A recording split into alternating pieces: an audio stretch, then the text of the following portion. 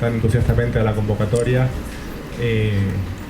Bienvenidos a la Facultad de Derecho de la Universidad de Buenos Aires.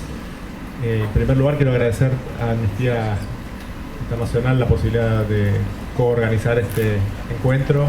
La importancia del tema que nos convoca hoy queda demostrada no solamente con la concurrencia que tenemos hoy en esta sala, sino también con las discusiones que pueden fácilmente conocerse alrededor de estos asuntos. Se está discutiendo en estos momentos si en el sistema interamericano deberíamos tener una nueva opinión consultiva de la Corte Interamericana para rever los principios establecidos en la opinión número 5 a la luz de los fenómenos que se derivan de Internet y fenómenos como los que vamos a discutir hoy en esta mesa, con lo cual la relevancia del asunto es evidente, no hay mucho para decir al respecto. Así que simplemente darle la palabra a Mariela para que presente a los invitados y decir que estamos muy honrados como Centro de Derechos Humanos porque una de las finalidades que perseguimos es justamente robustecer las discusiones sobre temas novedosos y urgentes como este, así que otra vez gracias a Amnistía. Bueno, buenas tardes a todas y todos y gracias una vez más al Centro de Derechos Humanos por organizar una actividad con nosotros. Es una de las tantas que organizamos durante el año. Compartir con ustedes un poco por qué esta actividad y por qué este informe que probablemente muchos de ustedes hayan visto. Amnistía Internacional priorizó el tema de libertad de expresión hace 60 años. Amnistía Internacional nace como una organización que tiene como objetivo la exigencia del derecho a libertad de expresión. No les voy a contar toda la historia, pero es así como nace. Y si buscan cómo nace van a darse cuenta que tiene que ver con esto, con defender la libertad de expresión. Para Amnistía Internacional es un derecho fundamental. Hace 60 años que trabajamos defendiéndolo de diversas formas. Y en este último tiempo, obviamente, las redes se han convertido en canales importantes de debate democrático, algo que desde Amnistía celebramos y queremos que así siga siendo. Pero también nos preocupa cómo algunas intervenciones en las redes limitan o restringen o censuran algunas intervenciones y de alguna manera desvían ese debate público que para nosotros es importante que sea robusto, democrático y honesto. Y en ese contexto, internacionalmente iniciamos una investigación que se hizo en México, Argentina, Inglaterra y Estados Unidos. Básicamente en el marco de una campaña de defensores de derechos humanos que Amnistía tiene hace 2 años, en México y en Argentina estuvo orientada a ver cómo las redes sociales limitan o atacan defensores de derechos humanos cuando estos son críticos a los gobiernos. Este fue el enfoque en Argentina y en México. Y en Inglaterra y en Estados Unidos se realizó con un enfoque más vinculado a lo que es violencia de género online. Y de esto va a estar hablando Asmina especialmente, que vino de Amnistía y trabajó con nosotros en estos informes. Bueno, no me voy a expandir mucho más, solo presentar a los invitados, agradecer a Ernesto que vino de Maryland especialmente para este evento, a Asmina que vino de Londres, a Martín y a Bea por estar acá. Martín es doctor en Ciencias de la Información de la Universidad Autónoma de Buenos Aires, donde también se recibió de magíster en Ciencias de la Comunicación, es investigador independiente en el CONICET y es profesor titular en la Universidad Nacional de Quilmes y en la UBA. Martín colaboró obviamente con el informe de Amnistía Internacional y sobre esto va a hablar. Después va a hablar Bea, que es licenciada en Comunicación Social de la Universidad Nacional de Rosario, Beatriz Busaniche, magíster en Propiedad Intelectual de Flaxo, candidata al doctor de Ciencias Sociales de Flaxo, docente en la UBA en grado y en posgrado y en Flaxo.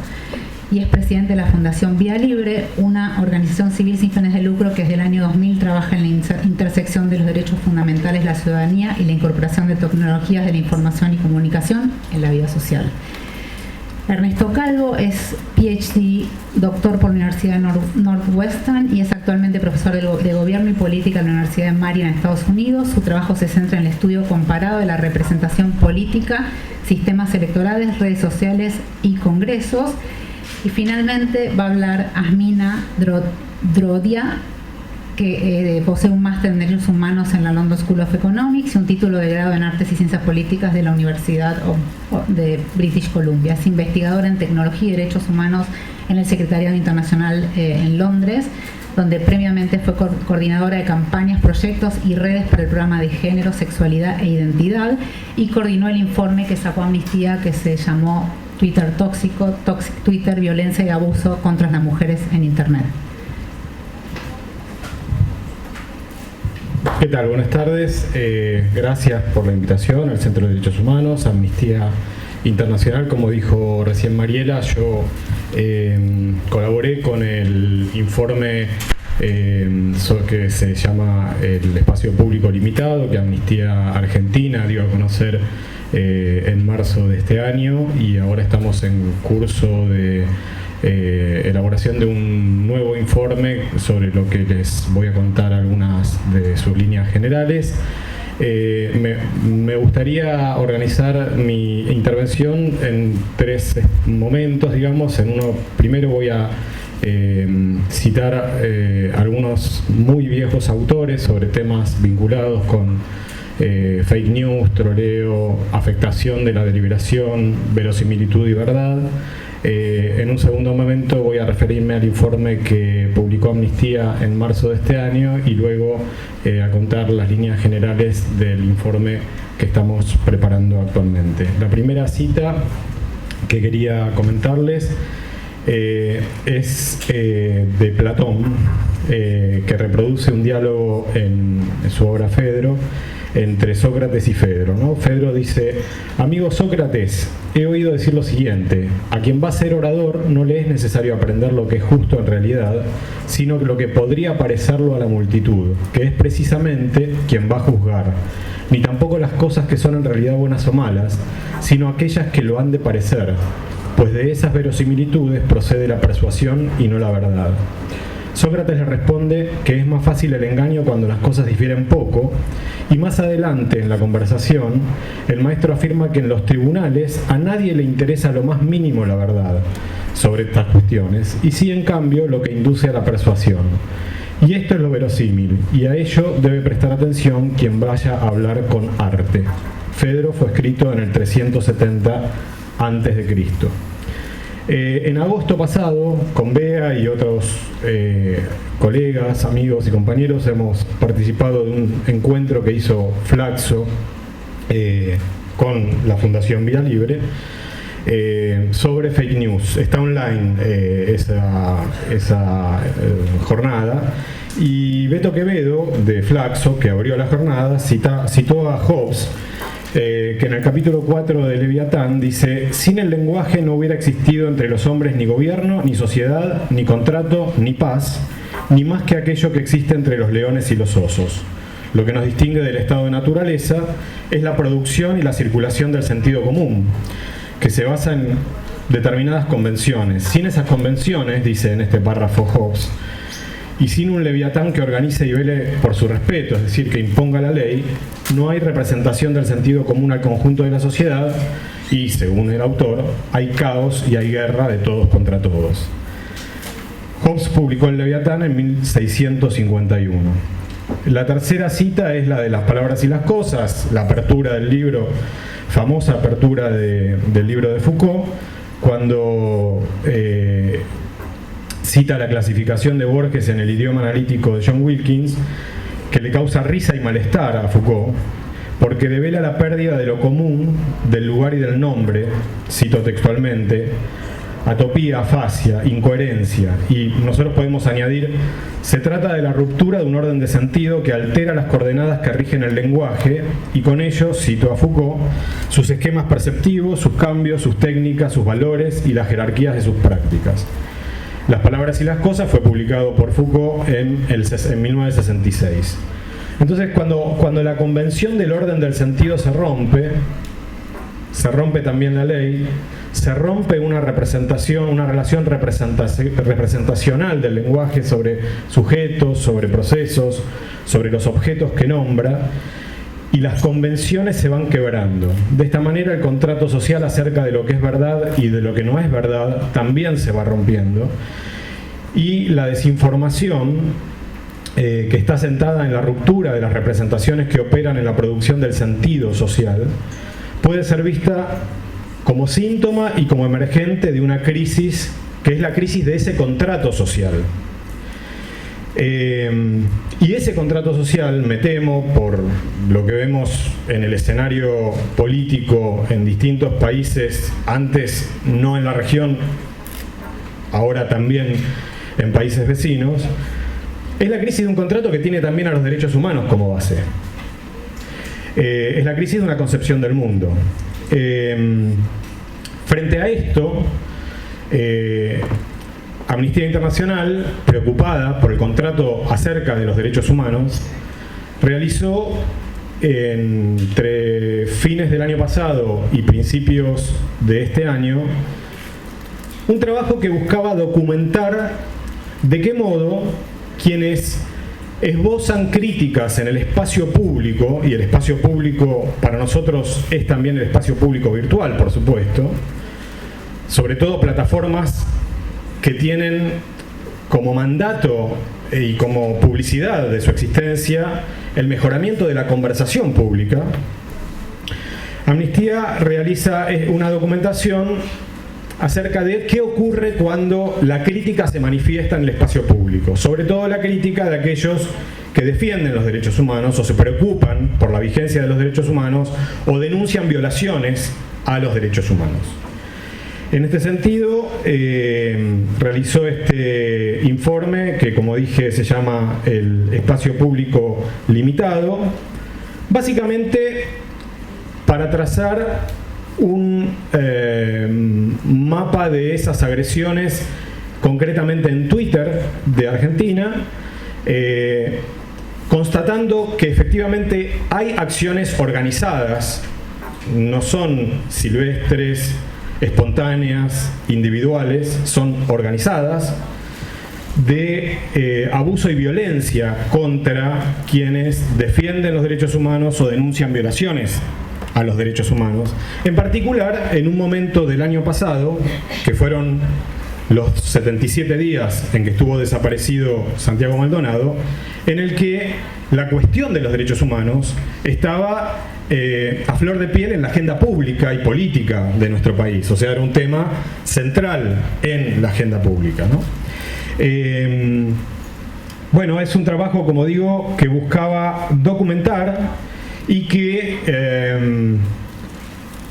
tomó la precaución de establecer regularidades en ese modus operandi de lo que llamaríamos troleo, trolling, digamos, acciones de hostigamiento sistemáticas contra personas que reclamaban por la vigencia de los derechos humanos, y que también fue bastante parsimonioso, vamos a decir, en cuanto a las recomendaciones que el informe realiza, porque Amnistía Internacional obviamente se debe a unas reglas de juego que no solo se corresponden con lo que defina su oficina en la Argentina.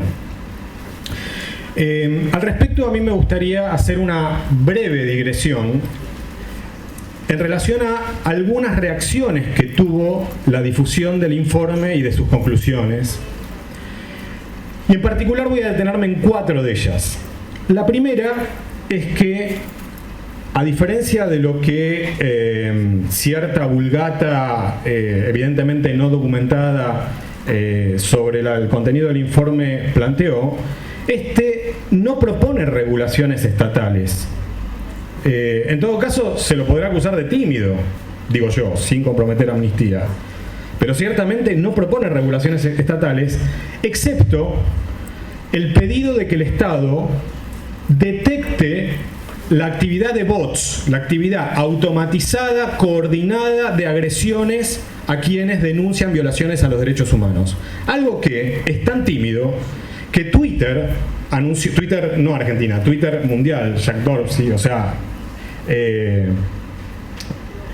anunció hoy que realizó en las elecciones de medio término en Estados Unidos entre ayer, anteayer y hoy. Es decir, dio de baja, y Twitter, la compañía, anuncia oficialmente que la detección de actividad anómala la hizo en función de aquellas cuentas que eran comprobablemente bots que replicaban agresiones y entorpecían la conversación pública. Algo que también hizo Facebook en las elecciones ahora de medio término de Estados Unidos. O sea que las empresas lo hacen. Este es el segundo punto a aclarar. Regular la conversación pública en Internet no supone, y ustedes en este ámbito seguramente lo saben mejor que yo, no supone la necesidad la necesidad de existencia de una ley estatal.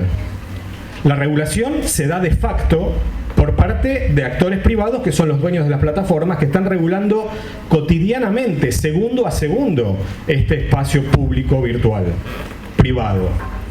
Entonces la pregunta es, si hay regulación privada, y la hay, porque la remoción de cuentas, la remoción de contenidos, Facebook el 4 de julio pasado de este año removió el contenido, el posteo de un usuario de Facebook que copió párrafos de la Declaración de Independencia de los Estados Unidos acusándolo de contenido racista, que ciertamente es racista, pero es la Declaración de Independencia de los Estados Unidos, del país donde Facebook, tiene su casa matriz.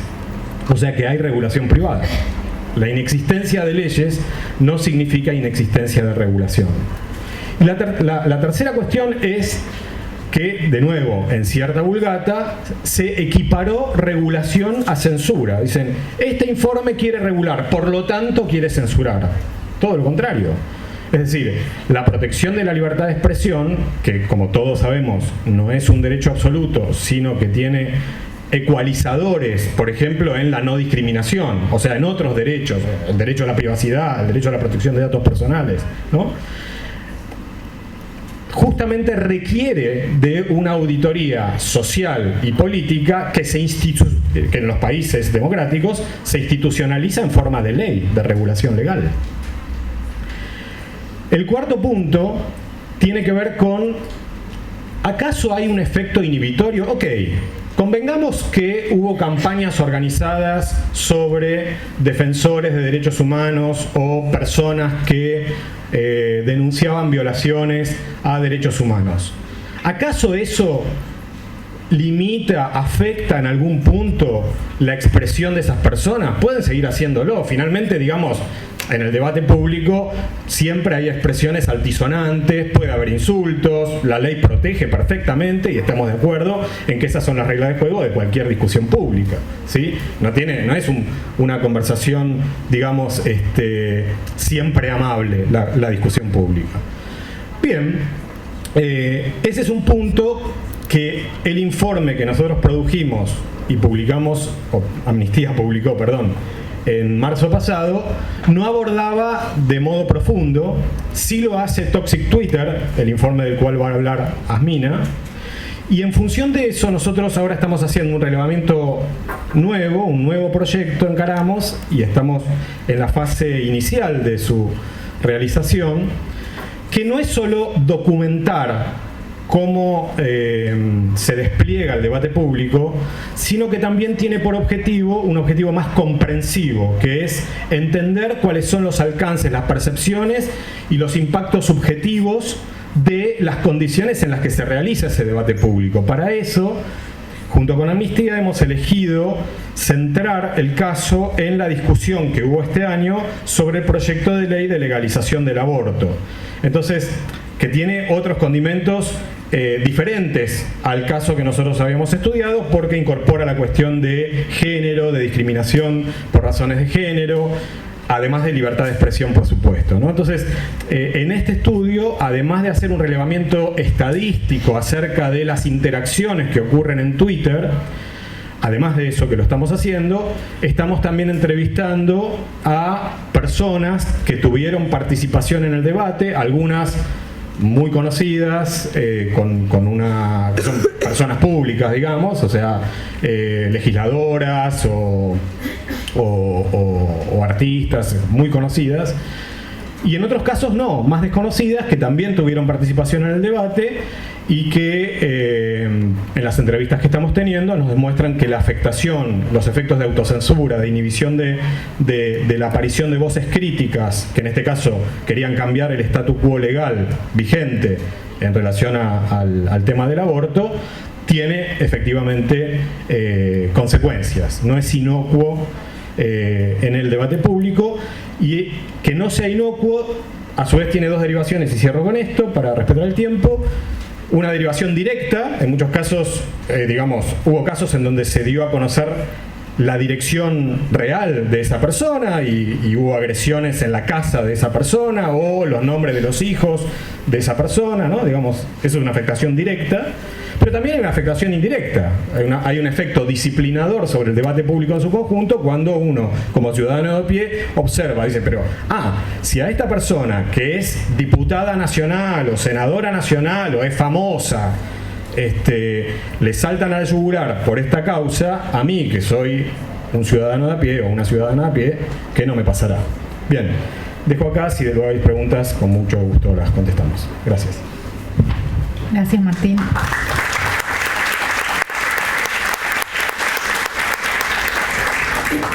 La idea es que presenten todos y después abramos a debate, que en realidad es lo que más nos interesa y nos motiva. Así que pasamos a Beatriz y... Muchas gracias. Bueno, primero agradecer la invitación a Amnistía. Es un honor para mí participar de este panel. Me parece que es una de las discusiones. De hecho, nos hemos encontrado hoy a la mañana. Esto está en un momento bastante álgido de la discusión. De hecho, el tema que yo voy a tratar de resumir y poner algunos problemas sobre la mesa es un tema que está en la agenda del Congreso este jueves en la Comisión de Comunicaciones e Informática. Se va a tratar justamente la cuestión sobre la responsabilidad de los intermediarios de Internet, y es un tema que está convocando voces en un sentido, en otro, y que está lejos de ser un tema de sencillo acuerdo. Nosotros, afortunadamente, Martín ya hizo una introducción que me permite abreviar un poco mi parte, porque ya dijo algo en lo que coincido plenamente, que es que las formas regulatorias, esto lo enseñamos y lo enseñamos todos los cuatrimestres en la Facu, las formas regulatorias exceden la existencia de una ley. Las formas regulatorias tienen que ver también con las propias regulaciones privadas de las propias plataformas, con los términos de uso, con el mercado, con las implementaciones técnicas que las plataformas hacen, y esto quiero anotarlo específicamente porque me parece que es un tema central que se está abriendo cada vez más y que merece una mirada aún más atenta todavía. Cuando me invitaron me pidieron que hable sobre el rol de los intermediarios y el rol del Estado. Muy difícil hacer ambas cosas. Por supuesto, el rol del Estado, y esto lo conocemos, es garantizar a los ciudadanos el respeto de sus derechos fundamentales, dentro de los cuales la libertad de expresión es uno, pero no es el único. Por supuesto, hay que sopesar los derechos a la intimidad de las personas, a la protección de datos. Otro tema que también hay que meter en esta agenda, que tiene que ver con qué sucede con los datos personales de cada uno de nosotros, cuáles son los resguardos que el Estado está poniendo, cuáles son las potestades que el Estado está poniendo en el uso de los datos que hacen estas empresas de las cuales hoy estamos hablando. Hay un tema que es clave, que tiene que ver con cuál es la responsabilidad de los intermediarios de Internet, y eso es justamente lo que se está dirimiendo en este momento en la Cámara de Diputados a partir de una media sanción en el Senado. En general hay distintas miradas sobre esto, pero al menos, estoy en la Facultad de Derecho, así que probablemente si les cito un fallo judicial ustedes ya deberían haberlo leído, y si no lo han leído no seré yo quien venga aquí a explicárselo, pero ya incluso la Corte Suprema de Justicia en el caso Rodríguez contra Google, que es un caso del año 2014, que es el caso que llega a la Corte Suprema para tratar sobre cuál es la responsabilidad de los intermediarios, establece la vía de la orden judicial como necesaria para dar de baja contenidos, salvo, como dice en el considerando 18 del fallo, que haya un delito totalmente evidente, digamos, donde no haga falta demasiado análisis jurídico, como puede ser, por ejemplo, una imagen de pornografía infantil, donde cualquier administrador de una plataforma puede fácilmente ver si hay un video con extrema violencia sexual hacia un menor de edad. Eso es claramente un delito, y por eso es que no vemos en general en plataformas grandes como Facebook, como YouTube, videos de ese tipo, porque justamente ahí se opera directamente la baja. Pero lo que dice la Corte también es que se debe apelar a la autoridad judicial, porque justamente acá es donde se pone en cuestión quién toma la decisión de dar de baja un contenido. La pregunta es esa: ¿quién toma la decisión? ¿Cómo se toma esa decisión? ¿Y cómo se construye un sistema en el cual se pueda habilitar el debate público y ese debate público no redunde en dar de baja contenidos en los cuales puede haber una discrepancia? Digo, si tuviéramos tantas certezas, como a veces pasa en la discusión en Twitter, a veces te dicen, no, bueno, pero es claro, si algo es delito hay que bajarlo. Digo, si la cosa fuera tan fácil, no tendríamos tantos pleitos en tribunales durando años y apelaciones. No es tan sencillo, y no le voy a decir a ustedes en esta casa, que no es tan sencillo dirimir si algo es evidentemente un delito o no. Las zonas grises son los casos más amplios. En este sentido, la atribución de responsabilidad subjetiva a las plataformas aparece como una solución que de algún modo establece un sistema en el cual la plataforma no tiene la responsabilidad de decir esto es delito o esto no lo es, ¿sí? Entonces, en un escenario de responsabilidad subjetiva, si la plataforma entra en colisión o se hace responsable de un eventual delito que pueda cometer un usuario de la plataforma, si no atiende debidamente una orden judicial, ya sea una medida cautelar o algún tipo de básicamente una orden judicial en las formas que estas pueden adoptar. El asunto acá, cuando hablamos de otorgarle responsabilidad subjetiva, es decir, abrazarnos a la instancia de la justicia como instancia estatal de decisión, justamente porque es la que tiene la capacidad de dirimir si algo es delito o no, tiene que ver con el incentivo. Si una plataforma es responsable plenamente por lo que los usuarios hacen en esa plataforma, se genera el incentivo y la obligación de monitorear de forma permanente, porque si no se tiene que hacer cargo. Y eso no puede más que redundar en un incentivo a la censura privada. Entonces, desde este punto de vista, yo me adscribo en esta línea de la Fundación en general y buena parte de la sociedad civil con la que nosotros trabajamos, adscribe esta idea de, en caso de ¿cuál es el tipo de responsabilidad que le cabe a la plataforma? Responsabilidad subjetiva, es decir, con la orden judicial como instrumento de notificación efectiva. Ahora bien, hay otro punto que también Martín citó y que me parece que es fundamental poner, y es que las plataformas bajan contenido. Y las plataformas bajan contenido en función de sus criterios propios. Por ejemplo, los pezones femeninos en las redes de la firma Facebook. No es delito, discúlpenme la informalidad, no es delito mostrar una teta. ¿O sí? Sin embargo, digo, si una decide mostrarlo, si alguien más me toma una foto y muestra algo, está vulnerando mi derecho a la intimidad, mi derecho a la privacidad. Pero si yo decido mostrar, no es un delito. Sin embargo, hay una regulación privada en un espacio, porque acá también necesitamos empezar a pensar qué clase de espacios son estos. Son el espacio del debate público, sí, pero son espacios privados. Y no solo son espacios del debate público privados, sino que a la vez son espacios de fuerte concentración. Y acá quiero poner sobre la mesa un tema que me parece que es clave. Porque ahora estamos con la cuestión de, bueno, ¿quién le pone límites a lo que las plataformas hacen? Porque uno dice, bueno, Twitter está bajando. Hay a partir del escándalo de Cambridge Analytics, Facebook tomó la cuestión de noticias falsas, que es otro de los grandes tópicos, como problemático. Y obviamente todos estamos preocupados por el daño que hace al debate público la difusión de noticias falsas, la construcción de operaciones que circulan por WhatsApp, en algunos casos por Facebook, por distintas vías de circulación de las noticias falsas. Ahora bien, podemos aceptar que las plataformas tomen decisiones sobre delitos claros, flagrantes, casos en los cuales es muy evidente que hay un delito. Pornografía infantil creo que es un punto de consenso en general en el que todos estamos más o menos de acuerdo.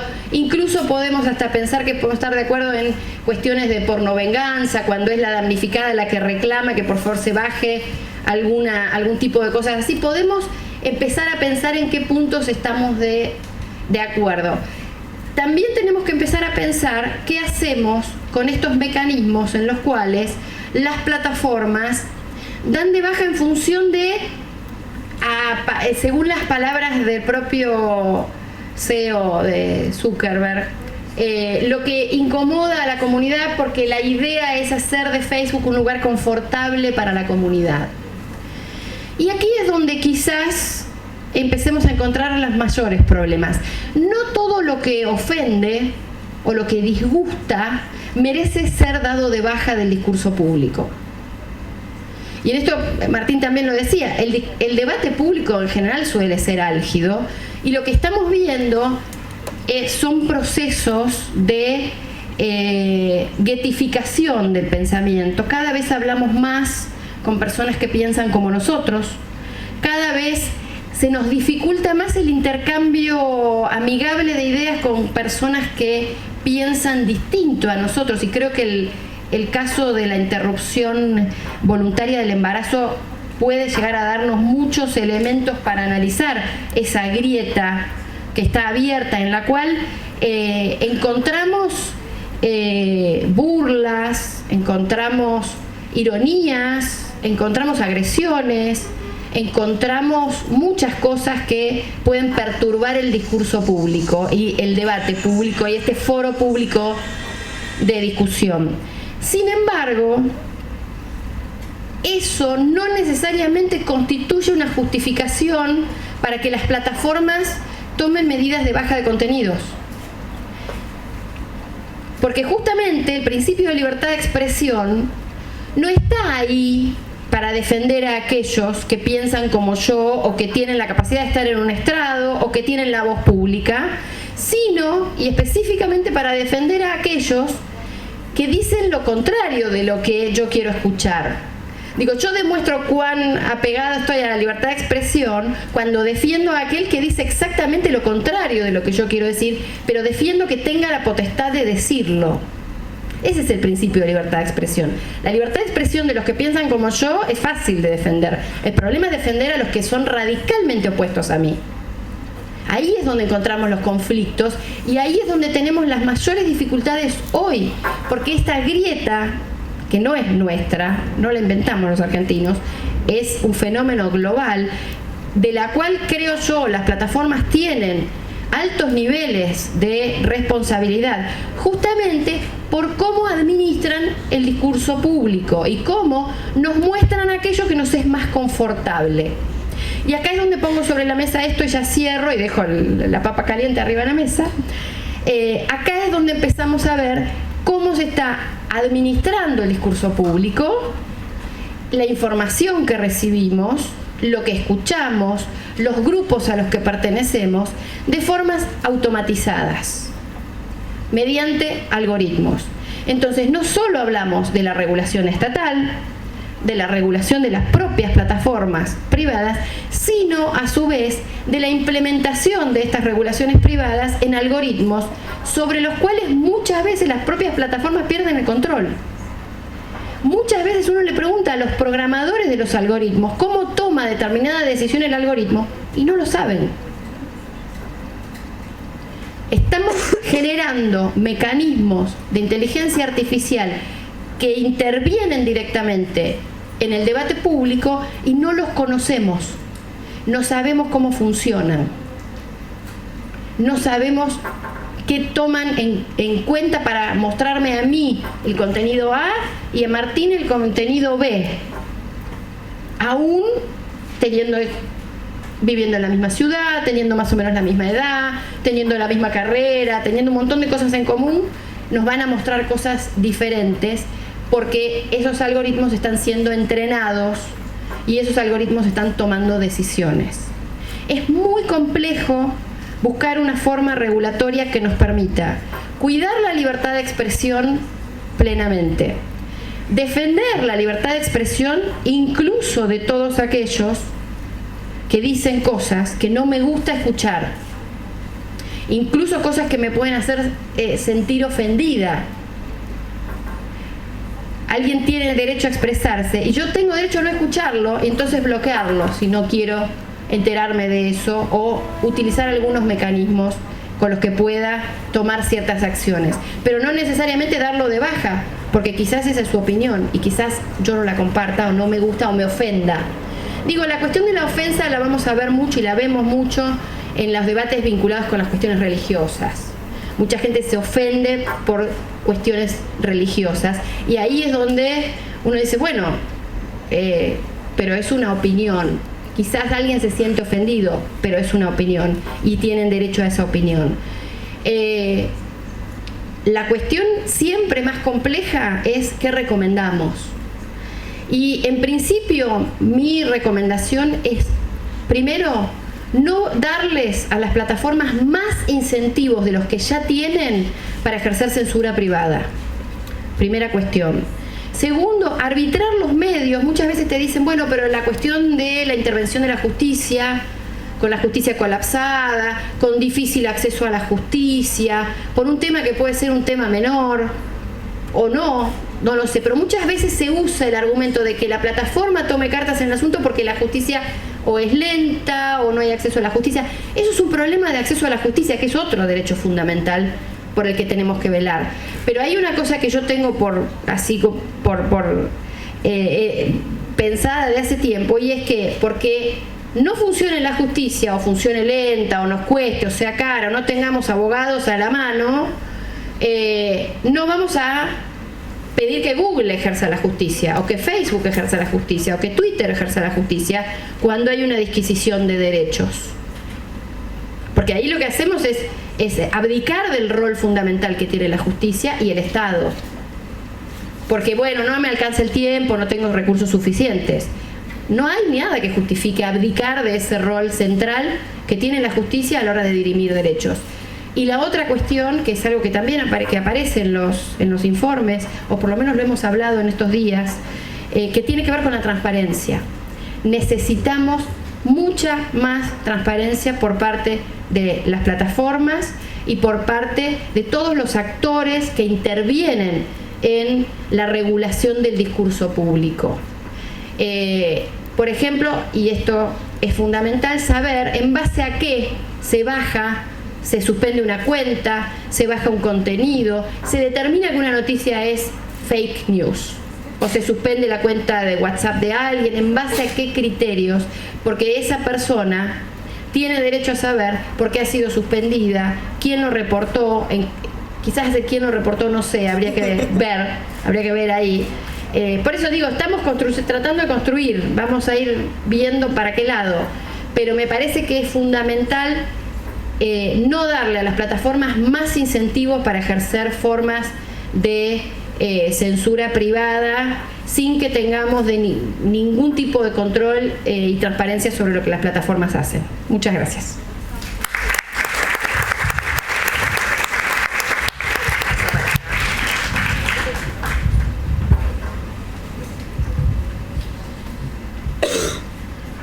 Bueno, primero que nada, millón de gracias por organizar este evento y por la invitación.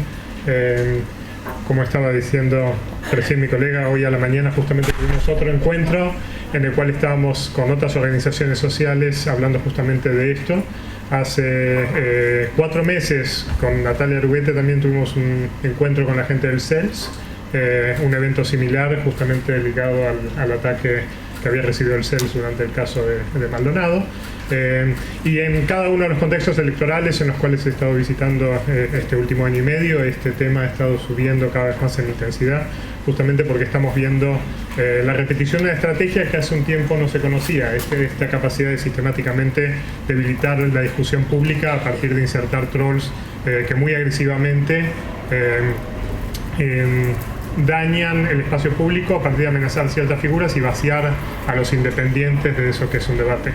Primero que nada, quería contar una pequeña anécdota que de hecho se vincula un poco con Amnesty. En el año 76 al 83, con mi familia, nosotros estuvimos en el exilio en México y había una pandilla que estaba liderada por el jefe de policía de la Ciudad de México, que era el Negro Durazo. El Negro Durazo había sido puesto por López Portillo como jefe de policía del Estado, y su pandilla, que se llamaba Los Panchitos, tenía entre 6.000 y 20.000 miembros. Los Panchitos tenían actividad por toda la Ciudad de México en aquel momento, y un muy buen amigo mío, que es un escritor ahora en Uruguay, Pablo Casacuberta, iba caminando por la calle y se le acerca un muchacho y le dice: hola, soy Panchito. Y le dice: soy Pablo. Dice: no, cabrón, soy Panchito, dame todo lo que tienes. Entonces mi amigo evidentemente le dio todo lo que tenía. Cuando nos encontramos después, la pregunta que teníamos era: ¿y era Panchito o no? ¿No? ¿Por qué? Porque cuando uno tiene una pandilla de 6.000 a 20.000 personas, también hay mucho cuentapropismo, ¿no? Entonces hay mucha gente que se viste de Panchito y ejerce como Panchito. Y las redes sociales, cuando producen una pandilla de 6.000 personas o 20.000 personas, también producen muchos panchitos, muchos trolls, que lo que están haciendo es sumarse al esfuerzo colectivo. Entonces la distorsión de la comunicación no solamente produce individuos que están coordinados y actúan, sino que también coordina cuentapropismo que actúa del mismo modo. Y por eso la extensión de poder bloquear por parte de lugares como Twitter o como Facebook estos actores que están coordinados y producen el efecto panchito, en verdad tiene una consecuencia brutal para todo el medio ambiente de las redes sociales, porque limita el cuentapropismo, que también se apoya en el tipo de estructura discursiva que producen estos trolls. Con lo cual, en algún sentido, no solamente es importante tomar en cuenta que limitar la coordinación de trolls que vienen actuando políticamente es importante, sino que además depura gran parte del debate público, porque inhibe otros tipos de cuentapropismo que estamos viendo. Cuando, por ejemplo, tenemos el informe que produjo Martín con Luciano, con su equipo, el informe muestra muy claramente los ataques que está viendo a muchos periodistas. Perdón que acá todo seguramente es diminuto, pero lo que están viendo ahí son 16 nombres de trolls que fueron muy activos en atacar a periodistas durante el periodo de Maldonado. Cada vez que había un mensaje de cierto de grupo de periodistas de primera fila que estaban no alineados, para decirlo así, con el Ministerio de Defensa, en el caso de Seguridad, en el caso Maldonado, esos periodistas fueron muy atacados. Uno de los problemas es identificar si estos ataques son justamente de la estructura coordinada o del cuentapropismo que uno está viendo siempre. Entonces es importante justamente ver la estructura que hay detrás de estos ataques, ver quiénes de estos actores que están coordinados están actuando de modo conjunto. Entonces, de nuevo, esto es para verse en una pantalla un poco más grande, pero distintos grupos que estamos actuando, tratando de ver cómo se está distribuyendo la información en Internet, lo que hacemos es producir distintos tipos de colecta de datos, ¿no? Nosotros tenemos el equipo con Natalia Aruguete, con Santiago Ventura, con la gente del Observatorio de Redes, Marcelo Escolar tiene otro observatorio relativamente similar. Entonces cruzamos todos los nombres para ver cuáles de estos son trolls que aparecen consistentemente. Entonces, por ejemplo, en el informe de Martín hay 16 trolls importantes en este periodo y hay 8 que son recurrentes en otros tipos de actividades políticas y que intervienen en forma sistemática para producir el mismo tipo de dinámica. Entonces uno encuentra 8 trolls, digamos, coordinados, 8 cuentapropistas, y después hay un grupo de actores políticos que son autoridades, trolls, etc. Lo interesante es que este grupo de 8 que está coordinado produce inercia y produce una dinámica que permite que esos otros se sumen. Cada vez que nosotros hemos de algún modo atacado a algunos trolls en situaciones públicas porque realizan algún tipo de actividad, la primera respuesta es: yo no soy troll, hijo de puta. ¿No? Lo cual puede ser cierto. Ese es uno de los problemas. Hay muchos de estos eventos en los cuales nos cuesta mucho distinguir cuáles son los eventos. Eso no es cierto de Twitter, eso no es cierto de Facebook. ¿Por qué? Porque nosotros no tenemos la posibilidad de observar los IPs y tampoco, por tanto, tenemos la posibilidad de observar muchas de las coordinaciones que sí se ven desde la metadata que tienen por detrás. Entonces nosotros podemos ver el efecto de la coordinación porque vemos los vectores en los cuales se están atacando todos ellos conjuntamente. Pero también es cierto que los grandes operadores que tienen acceso a esa información sí los pueden ver, y por eso los pueden bajar con mucha mayor facilidad. Y noten que de los 30 actores principales en Maldonado que estuvieron atacando sistemáticamente, haciendo lo que se llama política de tierra arrasada, que ahora lo explico, de los top 10 había 8 que eran identidades falsas o identidades no validadas. En este momento 4 de ellos están dados de baja, y esos 4 fueron dados de baja en los últimos meses a partir del cambio de política en Twitter. Nosotros los podíamos ver, los veníamos viendo hacía un par de años, nosotros podíamos identificarlos en cada acto, Twitter evidentemente los podía identificar, pero ahora hay la voluntad política de hacerlo porque hay costos asociados a eso. Y en ese sentido, el trabajo conjunto de las organizaciones para presionar políticamente, coordinadamente con los actores políticos, a estas compañías para que realicen los ajustes y puedan actuar sobre la información que uno tiene y sobre la que ellos también recolectan, se ha ido volviendo más importante, y en verdad creo que en estos últimos tiempos estamos por primera vez empezando a ver ciertos avances, lo cual es muy bueno. Entre los trolls y las acciones coordinadas que estamos viendo en política, no solo en Argentina, yo decía, nosotros estamos siguiendo este tipo de acciones coordinadas en México, en Chile, cuando fue por ejemplo la rotación del gabinete de Bachelet vimos los mismos actores, muchos de ellos internacionales. En el caso de Brasil, desde Dilma, coordinado con algunos actores que incluso estaban desde Colombia, Ecuador. Tenemos también alto grado de coordinación con parte de la derecha en estas actividades que vienen de Estados Unidos, que puedo mencionar en el caso de Brasil después. Todos estos actores que están coordinados están realizando acciones que son, ¿cómo se llama?, importantes, concertadas y que tienen un efecto sobre la comunicación. Son, ¿cómo se llama?, actividades que ¿qué es lo que persiguen? Y déjenme distinguir 3 puntos importantes para tomar en cuenta. La política de estos actores es una política de tierra arrasada cuando no controlan el tema, y que quiere decir hay que vaciar el espacio mediático para que no se hable de ese tema. Ahora voy a mostrar cómo ocurre eso. La segunda pregunta es ¿por qué la gente que está participando de esa actividad acepta el mensaje de los trolls, actúa con ese mensaje en consonancia y por lo tanto reproduce parte de esa dinámica, lo cual no solo son los cuentapropismos, sino también los que están aplaudiendo desde el costado? Y ahora voy a mostrar cómo estamos analizando un poco esa actividad, digamos, del público que está aplaudiendo a los trolls cuando están ejerciendo actos de violencia. Y en tercer lugar, les voy a mostrar en el caso de Brasil, una vez que hay intervenciones de WhatsApp y de Facebook para limitar esta actividad de trolls, cómo justamente se ve el efecto que eso tiene en las actividades de violencia que están siendo ejercidas. Con lo cual, no es cierto que no tiene solución, hay regulaciones posibles, algunas de ellas las compañías ya las están implementando. No es cierto que estos actos de violencia pueden ejercerse si no hay un público que esté atento y receptivo y esté de acuerdo con esos actos de violencia que se están ejerciendo, y no es posible tampoco que se realicen estos actos de violencia si no hay un nudo coordinado de actores que permite que el cuentapropismo se sume y en ese sentido participe de un modo activo. Entonces les cuento muy brevemente, en el caso Maldonado, digamos, teníamos una red, en la red de Maldonado la reducimos al núcleo primario más activo y coordinado, que es el núcleo político, y manejamos en el caso de Maldonado, como en casi todas las redes que estamos haciendo, entre 100.000 y 200.000 cuentas, que son el cuerpo político más importante, ¿no? En el caso de estas comunidades podemos ver, imagínense que yo soy un usuario y estoy retuiteando, por ejemplo, a otros usuarios, ¿no? Un troll que envía información solo puede ser observado dentro de una red si hay otros usuarios adentro que están activando ese contenido y están entonces haciéndolo circular. En el caso Nisman, cuando hicimos uno de los primeros estudios sobre esto, varios de los trolls que empezaron a ser activos en el caso Nisman estaban fuera de la red. Era un momento temprano en las redes sociales y, por ejemplo, 3 falsos fiscal Nisman que yo describo en el libro estaban afuera de la red en lugar de estar adentro. una cosa que ha pasado a lo largo del tiempo es que estos actores se van enraizando y van construyendo capital real dentro de las redes sociales y entonces pasan a estar adentro. Con lo cual el mensaje que antes no se escuchaba porque venía desde afuera y no había activación que permitía que entrara en la red, ahora está viniendo desde dentro de la red, ¿no? Cuando yo veo, ¿no? Acá teníamos lo que era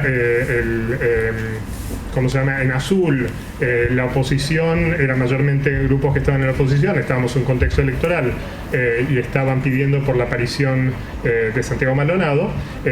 Había un grupo más pequeño y dominado por actores que eran troles, que estaba del lado amarillo, que si ustedes ven está deformado, es como un triángulo porque había un grupo muy intenso de trolls que estaba del lado de afuera, de abajo, que presiona ese triángulo y que era el que estaba produciendo una gran cantidad de información que estaba circulando por las redes sociales. Una de las cosas interesantes es, tomamos los 8 primeros trolls que están mencionados en el informe, y los trolls que están mencionados en el informe, que están actuando contra periodistas, están del lado de adentro, no son externos. La mayoría de los trolls que están siendo son tropa que está dentro de la comunidad y que está atacando a esos periodistas desde el interior. Desde el interior quiere decir que están totalmente enraizados, no son externos. Y eso quiere decir que tienen gente que los está acompañando, que está retuiteando, que está en diálogo con ellos y que está, reproduciendo esos contenidos que están activados. Ahora, pasa algo cuando uno mira desde los periodistas, que es que desde cualquier lugar de la red que uno mire, uno va a encontrar estos sujetos, pero estos sujetos no se ocupan solamente de los periodistas. Una cosa en el informe, que por un lado es buena, pero por otro lado, como sesga un poco el análisis, es que estos mismos troles que ellos tienen en el informe solo están dedicando un pequeño tiempo a los periodistas. En la data de Maldonado, cuando yo tomo los mismos trolls y me fijo en toda la data de Maldonado, los ataques a periodistas dentro de esa data son menos de un 1%. Porque estos trolls están en actividad y en fiesta permanente. El grueso del tiempo en verdad están hablando entre ellos. Entonces uno ve los diálogos en el caso de Maldonado y no es cierto que están interactuando con la oposición en ese caso. Están en una especie de fiesta en la cual están generando una gran actividad en la cual se celebran los unos a los otros. La gran mayoría del tiempo los trolls están hablando con otros trolls y están hablando con actores políticos de la comunidad a la que pertenecen, levantando la temperatura. Y después, con esa temperatura levantada, es que intervienen y queman la tierra del otro lado para vaciarla a independientes. La idea es, cuando uno introduce este elemento de diálogo muy agresivo, expulsa a los independientes, que en Brasil hoy hablábamos a la mañana, que se van a WhatsApp, porque Twitter se transforma en un lugar extraordinariamente ácido, ¿no? Entonces se van a sectores privados de las redes sociales donde no son agredidos, y entonces estos actores que son trolls, que intervienen, van vaciando los espacios que no les son convenientes. Al mismo tiempo, tienen que pensar en la lógica con la cual estos actores están interviniendo. En política hay un modelo que se llama diálogo político, que dice que los políticos nunca hablan entre ellos. ¿Por qué? Porque si, por ejemplo, está el caso Maldonado y yo soy del gobierno y Maldonado es un tema que me es políticamente tóxico, entonces lo que yo quiero es no levantar diálogos sobre Maldonado. No es que quiera instalar una nueva narrativa, lo que necesito es que no se hable del tema. Los políticos solo hablan sobre los temas que dominan. Cuando no los dominan, lo que tienen que hacer es cambiar el eje, que ustedes lo habrán visto en muchos debates. Para cambiar el eje en las redes sociales, dado que uno no tiene control sobre el otro grupo, la única forma de hacer es apagando ese debate, y para hacerlo hay que toxificarlo, hay que agregar diálogo que es suficientemente agresivo para que la gente vacíe el espacio mediático. Cuando el gobierno se enfrenta con el caso Maldonado en los primeros tiempos, la línea sur muestra la entrada de página 12, por ejemplo, y tenemos una gran cantidad de tweets que van creciendo, pero ven que la línea roja y la línea amarilla son Clarín, Nación, y podemos verlo para muchos medios que estaban más cerca del oficialismo, no hablan sobre el caso Maldonado. Cuando el caso Maldonado se vuelve tan importante, yo soy Ernesto Calvo, estoy en Colombia, lo que no sé es dónde está Santiago Maldonado, se vuelve imposible no hablar de ese caso, entran los medios, los otros medios, y empiezan entonces a cambiar la narrativa. Es una narrativa que la única forma de cambiarla es transformar el debate que uno tiene en el tema que uno no tiene propiedad en un área tóxica. Entonces, ¿por qué de pronto todos descubrimos en algún sentido una parte de estas redes sociales en Maldonado? Porque ese era un tema que el gobierno no controlaba políticamente, y entonces es un tema que se transformó en un tema extraordinariamente tóxico. derechos humanos antes de Maldonado no había sido tan virulentemente atacado por troles cercanos al gobierno como por el caso Maldonado. En ese momento intervienen en vísperas electorales y entonces nosotros tenemos charlas después con el CELS, tenemos los ataques hacia Amnesty Internacional. Entonces no es que los trolls de pronto estaban enfocados en eso, es parte de una gran cantidad de estrategias y actividades que los trolls están realizando, y cada uno de los distintos grupos en determinado momento se encuentran con ellos en la medida en que entran selectivamente en los temas para apropiarlos o para destruirlos. Esta es una actividad, por eso lo llamábamos tierra arrasada, porque es una actividad en la cual el objetivo es temas que se tiene propiedad, promocionarlos y hacerlo expandir, y temas sobre los cuales no se tiene, destruir la posibilidad de diálogo para que se vacíe la estructura mediática que hace que la gente esté en ese lugar.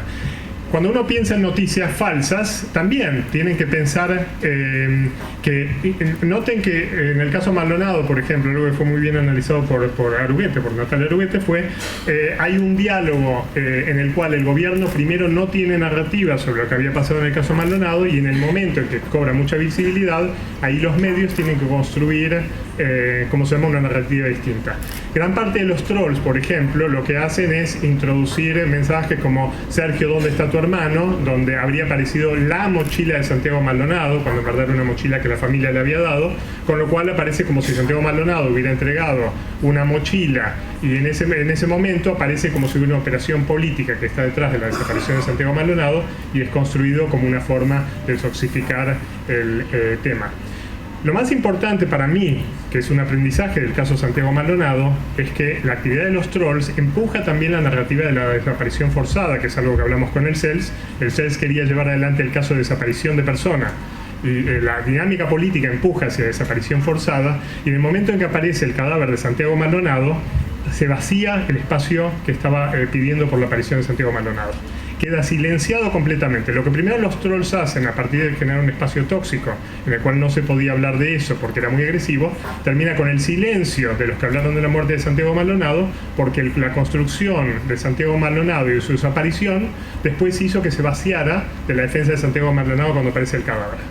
Entonces Santiago Maldonado no solamente aparece su cuerpo, pero al mismo tiempo desaparece del espacio público, desaparece del discurso público y desaparece del área de derechos humanos que tenían que defender la muerte de una persona en una situación de represión policial. Y de pronto Santiago Maldonado desaparece, y los trolls en ese sentido fueron relativamente efectivos. La pregunta que sigue es, bueno, ¿y por qué la gente está aceptando estos discursos? Entonces los usuarios aceptan noticias falsas.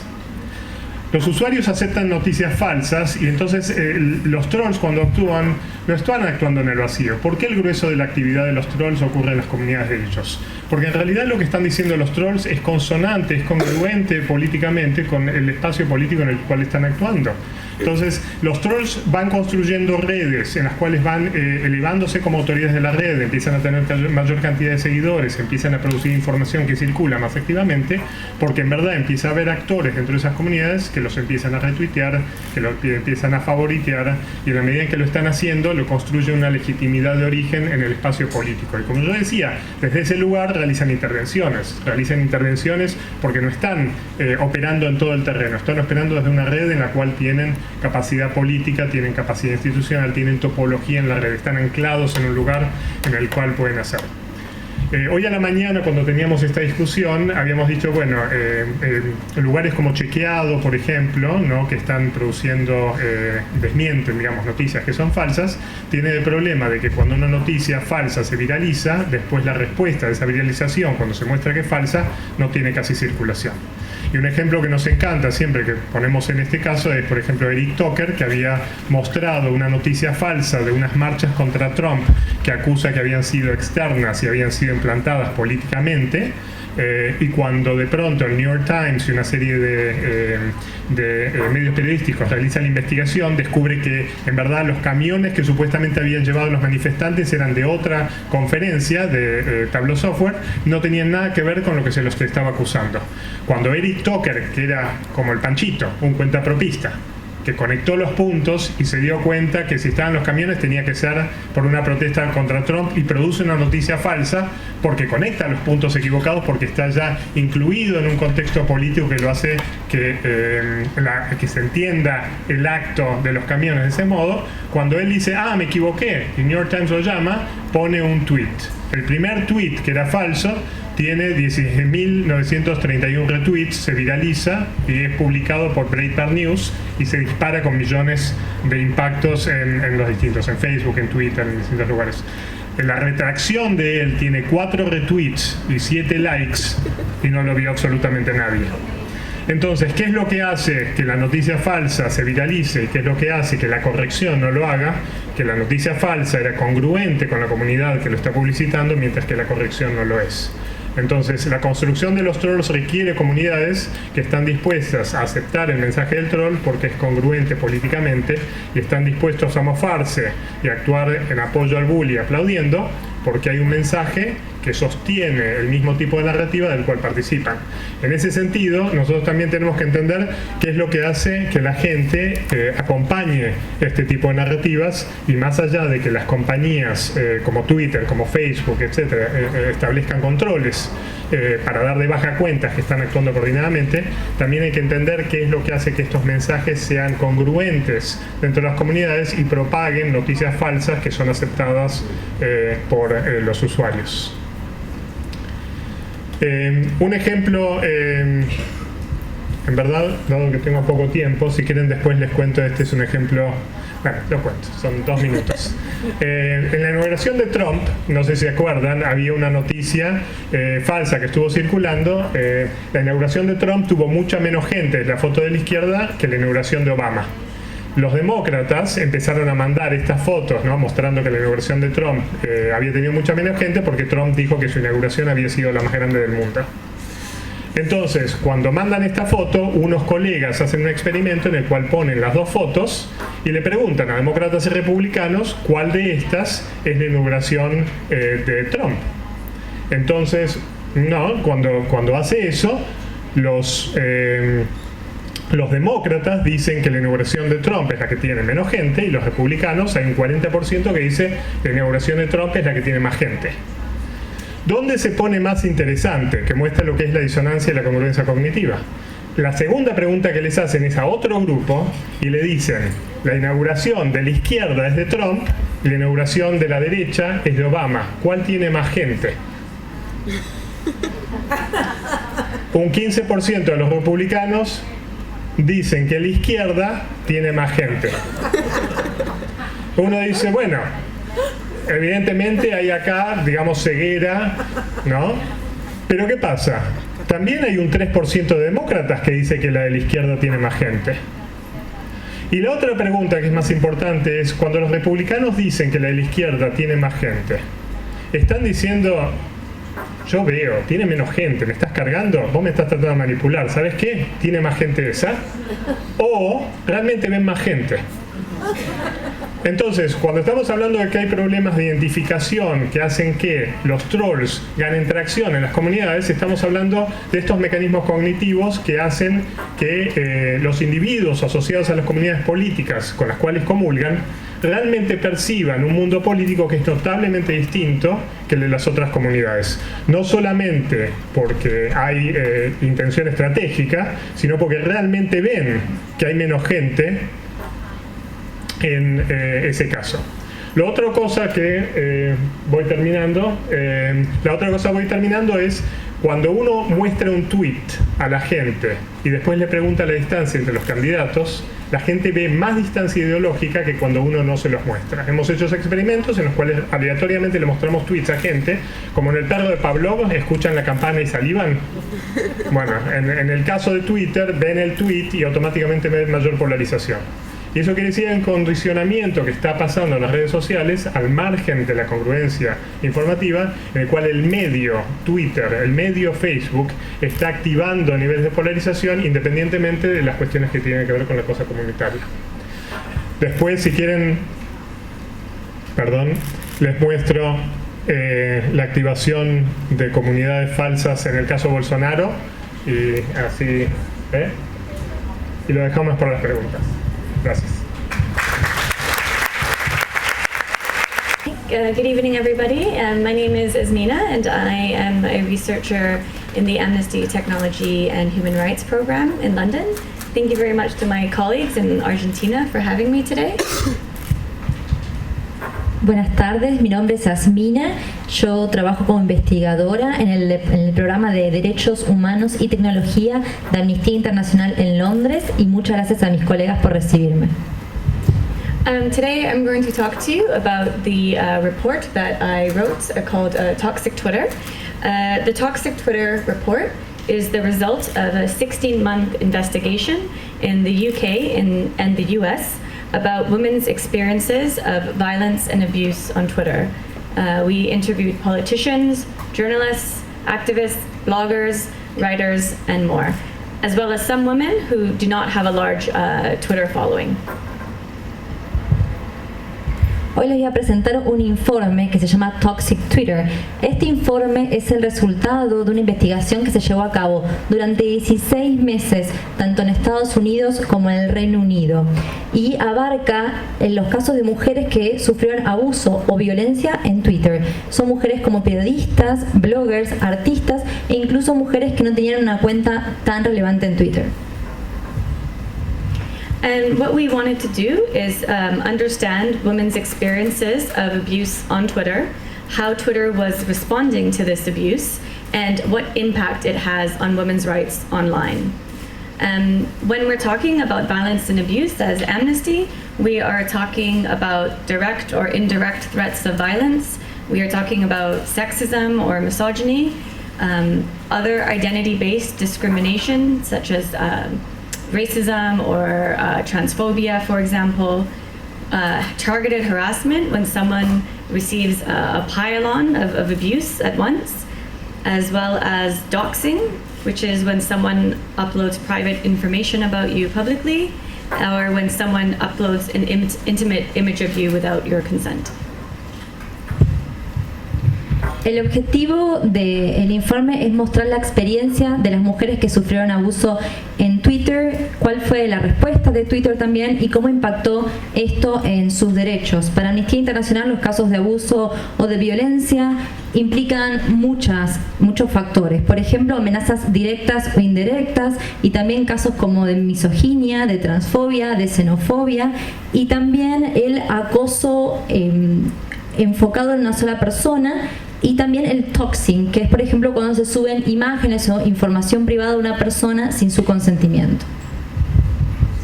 And what we found, which I will go into more detail, but is that women experience all of these forms of abuse that I just talked about on Twitter, and that Twitter's response to this abuse when women report it is inconsistent and it is inadequate. And as a result, women are being silenced or censored on the platform. Los resultados muestran que las mujeres experimentan todas estas formas de abuso que mencioné en Twitter, y la respuesta de Twitter es tanto inconsistente como inadecuada, y como resultado las mujeres son silenciadas o sufren censura. So I get the question a lot of why Twitter, so I'm going to answer that now. So we are focusing on Twitter for different reasons, but the point I would like to make is that Amnesty absolutely recognizes how important Twitter is as a platform and as a space for individuals, but particularly women and other marginalized communities, to connect, to network, to show solidarity, and to express themselves. Muchas veces me preguntan por qué Twitter, y existen diferentes razones, pero en este caso les voy a decir que Amnistía Internacional elige esta plataforma porque es un espacio en donde los individuos o las mujeres, o también los grupos marginalizados, pueden expresarse. So there are a few reasons that we chose Twitter. The first is that, as you all know, it is one of the world's largest social media platforms, and it is incredibly influential, especially around the public debate. So any response to solving this issue is going to have to involve Twitter. The second is that the very nature of Twitter is different to other social media platforms. Twitter is a space that encourages users to have public conversations with each other, often with strangers, about issues that can often be political. The third is the ease and the speed at which abuse can spiral out of control on Twitter. So, one abusive tweet can very quickly become hundreds or thousands or hundreds of thousands abusive tweets on Twitter. And that makes it very unique to other platforms such as perhaps Facebook, where many of the people that you are friends with will be people that you know or your family. And the last reason is because we asked all of the different women, we interviewed about 86 women, which platforms they experienced abuse on. And almost all of them said that Twitter was the platform they experienced the most abuse on, and it's also the platform that they think is doing the least to address the issue. Estas son algunas de las razones por las que elegimos Twitter. En primer lugar, porque es la mayor plataforma de medios sociales y influencia a través de esa plataforma el debate público como ninguna otra. En segundo lugar, por la naturaleza que tiene Twitter, es distinta a cualquier otra plataforma, ya que fomenta las conversaciones públicas con extraños y eso a veces significa discusiones políticas también. En tercer lugar, por la velocidad en la que los tweets se expanden y cuando un tweet se publica en segundos, en minutos, puede ser compartido por miles y miles de personas. Entonces eso lo hace bastante único, a diferencia de Facebook, donde uno generalmente interactúa con familiares o con amigos conocidos. En cuarto lugar, de estas 86 mujeres que entrevistamos, le preguntamos cuál era la plataforma en la que más abuso recibían y la mayoría de ellas dijo Twitter. No es solo la plataforma donde reciben más abuso, sino que es la plataforma que menos hace para solucionar ese problema. So this research on toxic Twitter used both qualitative and quantitative methodologies to look at the scale of the problem. One of the things we did to understand how abuse manifests on social media platforms, not just for public figures, but also for everyday women in society, was through an online poll that we carried out in 8 countries, including the UK and the US, mainly European countries, however. And what you can see here is that in these 8 countries, 23%, so almost a quarter of all women surveyed, said they experienced abuse on a social media platform, not just Twitter, but across social media platforms.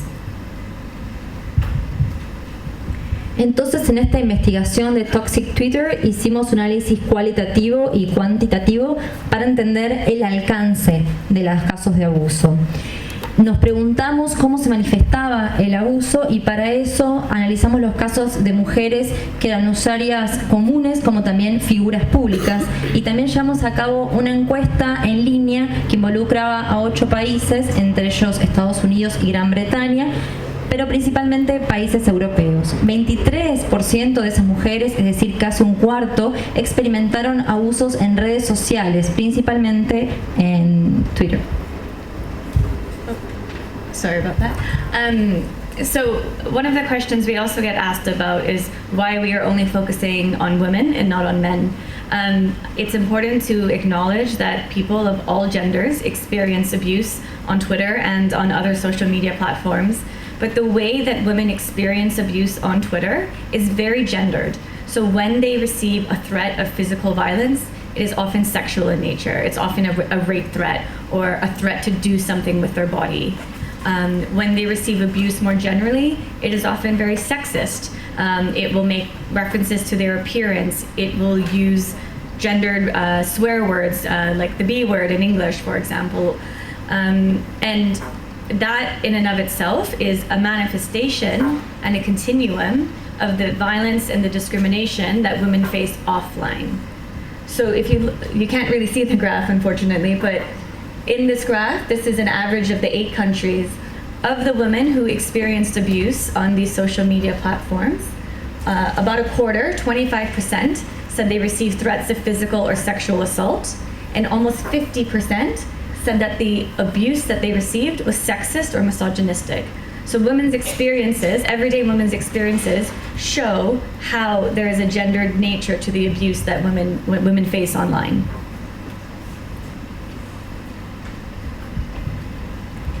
Otra pregunta que nos hacen a menudo es ¿por qué nos enfocamos solamente en mujeres y no en hombres? Es cierto que todos los géneros reciben casos de abuso, tanto en Twitter como en las redes sociales, pero en el caso de las mujeres tiene más que ver con el género. Por ejemplo, cuando ellas reciben una amenaza de violencia, es de naturaleza sexual, tiene que ver con su cuerpo, tiene que ver con amenazas de violación, y cuando reciben abusos son sexistas generalmente, tienen que ver con comentarios sobre su apariencia y también con insultos, por ejemplo, con la palabra que empieza con P. Todo esto demuestra también una manifestación de la violencia que las mujeres sufren fuera de Internet. En este gráfico pueden ver un promedio de las mujeres que sufrieron abuso. Un 25% de ellas recibieron amenazas sobre violencia física y otro tanto sobre comentarios sexistas o misóginos. Esto demuestra que las experiencias de las mujeres están relacionadas con una naturaleza relacionada con el género. I will not read these out, and I will not ask the interpreter to read these out. They are some examples in English of the types of violence and abuse that we are talking about in this report. The reason I put this up is because there are different types and different degrees of violence and abuse against women. And it's really important to understand that Amnesty says that there should be a different response depending on the degree of violence and abuse against women. So telling a woman to shut up and go back to the kitchen should not require the same response as telling a woman that you are going to rape her. No voy a leer esto ahora en voz alta, pero son algunos ejemplos que están en inglés sobre los tipos de violencia y de abuso. Podemos ver que hay distintos grados y es importante para Amnistía que exista una respuesta diferente a los distintos grados de violencia que se sufre. Por ejemplo, si le dicen a una mujer que se calle y vuelva a la cocina, no es lo mismo que la amenacen con violarla. And just to add as well is that not all responses to violence and abuse on Twitter against women should require a criminal response or even taking down the content. Y también es importante destacar que no todas las respuestas a violencia o abuso tienen que determinar una causa judicial ni con que se quite ese contenido de la red social. Oh.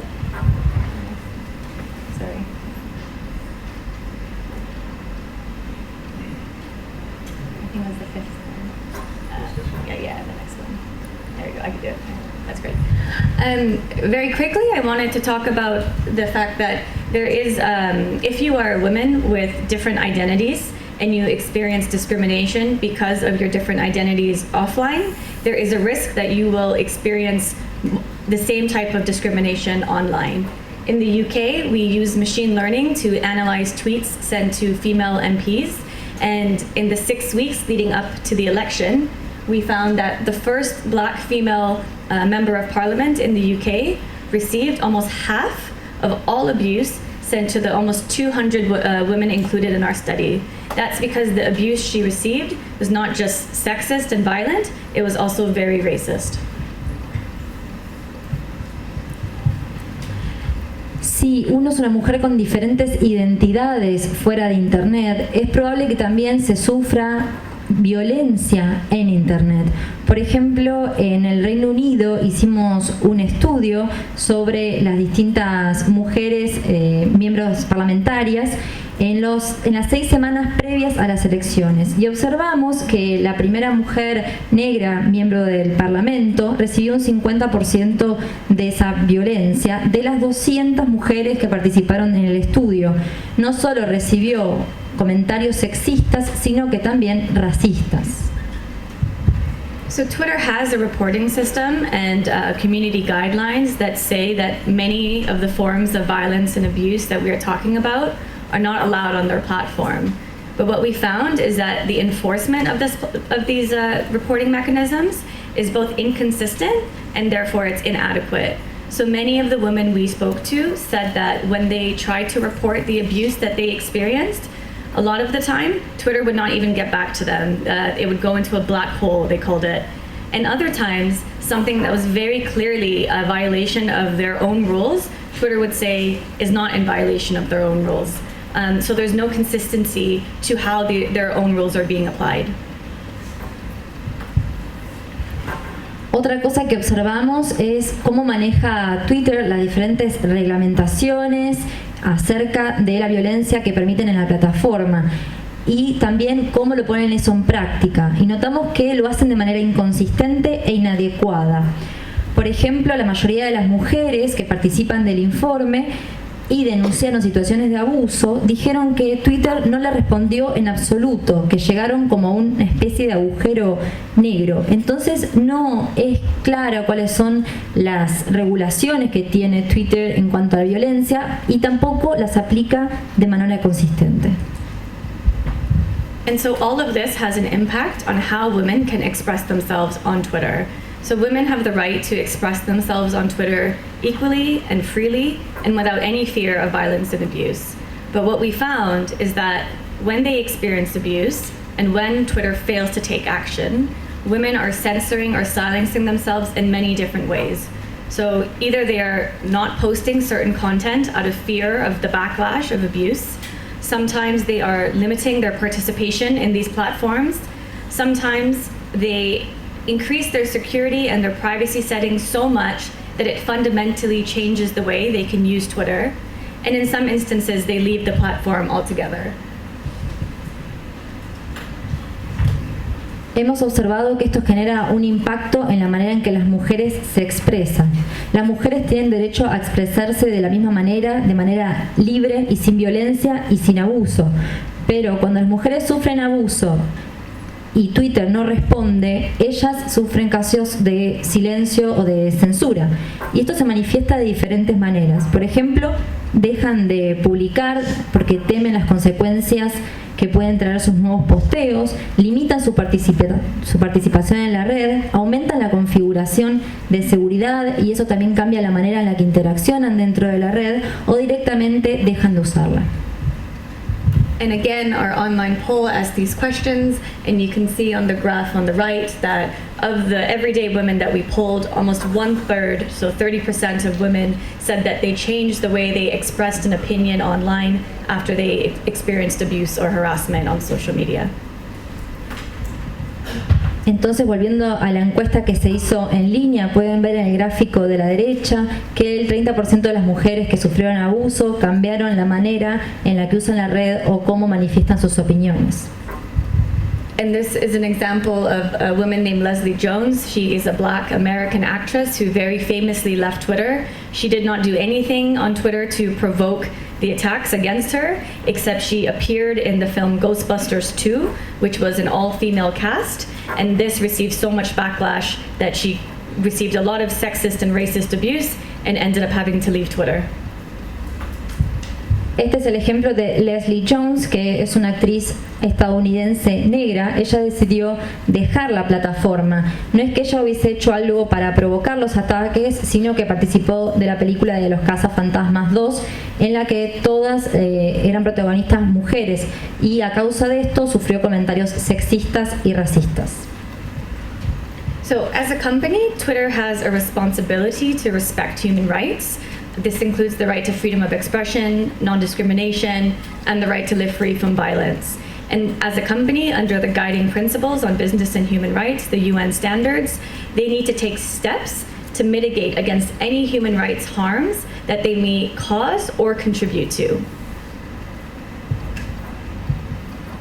Entonces, Twitter, como cualquier empresa, es responsable por garantizar los derechos humanos como la libertad de expresión y también evitar los casos de violencia. Siguiendo las reglamentaciones en derechos humanos y los estándares de los Estados Unidos, Twitter tiene que tomar los pasos necesarios para evitar que se produzca ese daño, ya sea provocado por ellos o inducido.